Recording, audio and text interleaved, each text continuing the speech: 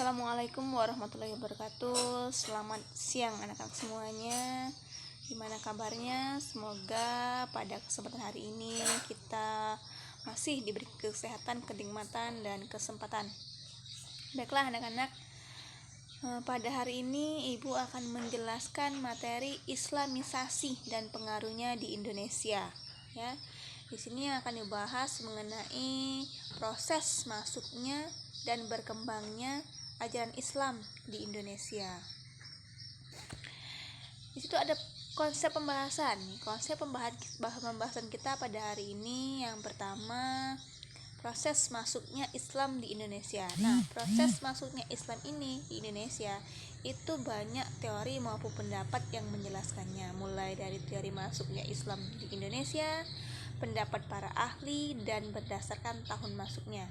Dan yang kedua, ada proses Islamisasi di Indonesia. Ini berkaitan dengan bagaimana cara penyalurannya atau penyebarannya, yaitu melalui perdagangan, pernikahan, pendidikan, budaya, dan tasawuf. Itu ada bagian pertama ya. Bagian pertama di sini proses masuknya Islam di Indonesia. Yang pertama, kalau kita lihat dari teori masuknya Islam ke Indonesia, itu ada beberapa teori-teori yang menjelaskan tentang masuknya Islam ke Indonesia. Yang pertama itu ada teori Gujarat ya. Teori Gujarat ini teori yang menganalisis ya, yang menjelaskan bahwa yang membawa ajaran Islam datang ke Indonesia itu dibawa oleh orang-orang Gujarat pada abad ke-7 hingga abad ke-13 Masehi. Gujarat ini merupakan daerah yang terletak di India bagian barat yang berdekatan dengan Laut Arab. Kalau kita lihat dari teori ini ya, dia menjelaskan pendapatnya bahwa yang pertama itu kurangnya fakta menjelaskan peranan bangsa Arab dalam menyebarkan agama Islam. Yang kedua, hubungan dagang. Yang ketiga, keterangan Marco Polo. Dan yang keempat, penemuan nisan Sultan Malik al-Saleh di Samudra Pasai. Teori yang kedua, teori Maka ya. Pendukung teori Maka adalah Hamka. Teori Maka ini merupakan teori yang muncul sebagai sanggahan dari teori Gujarat tadi ya. Teori Maka ini menjelaskan bahwa Islam itu masuk ke Indonesia pada abad ke-7 Masehi. Dalam prosesnya berlangsung dari Mekah atau Aram. Teori ini menjelaskan dasarnya. Yang pertama itu pada abad ke-7 Masehi. Nah, pada abad ke-7 Masehi ini pada tahun 674 di pantai barat Sumatera sudah terdapat perkampungan Islam Arab dengan pertimbangan bahwa perdagangan Arab sudah mendirikan perkampungan di Kanton sejak abad keempat. Ini juga sesuai dengan berita dari Tiongkok. Kalau kita tinjau dari dasar yang kedua, Kerajaan Samudra Pasai menganut aliran mazhab Syafi'i, di mana pengaruh mazhab Syafi'i ini terbesar pada waktu itu adalah di Mesir. Dan yang ketiga, kita lihat dari dasar teori raja-raja Samudra Pasai yang menggunakan gelar Al-Malik ya. Tuh. Ada lagi pendapat yang kedua. Pendapat yang kedua ialah terkait dengan masuknya Islam. Di Indonesia. Itu ada beberapa pendapat ya yang dikemukakan oleh tokoh-tokoh mengenai konsep kedatangan Islam. Yang pertama itu ada pendapat menurut Supartono ya.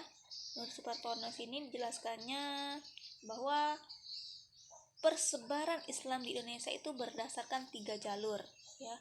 Ada jalur utara, tengah maupun selatan. Ada lagi berdasarkan tahun masuknya atau tahun kedatangannya ya. Kalau kita lihat dari berdasarkan tahunnya, di situ ada pendapat yang pertama yaitu pendapat Islam masuk pada abad ke-7 ya, 7 Masehi. Di sana ada tokoh-tokoh pendukung, salah satunya ada di sini Hari W. Harsad dalam bukunya Atlas of Islamic History pada tahun 1954. Beliau menerangkan bahwa Islam masuk ke Indonesia pada abad ke-7 Masehi. Penyebarannya tersebut diduga dilakukan dengan cara berdagang, ya. Kaum muslim dari Arab yang selalu singgah di Sumatera dari perjalanannya yang hendak menuju Tiongkok. Itu kalau proses masuknya Islam di Indonesia. Terus di sini ada lagi proses islamisasi, proses persebaran Islam, yaitu melalui beberapa saluran. Yang pertama ada melalui perdagangan, perkawinan, seni budaya, pendidikan maupun tasawuf. Nah, sengaja anak-anak di sini ibu tidak menjelaskan mengenai salurannya.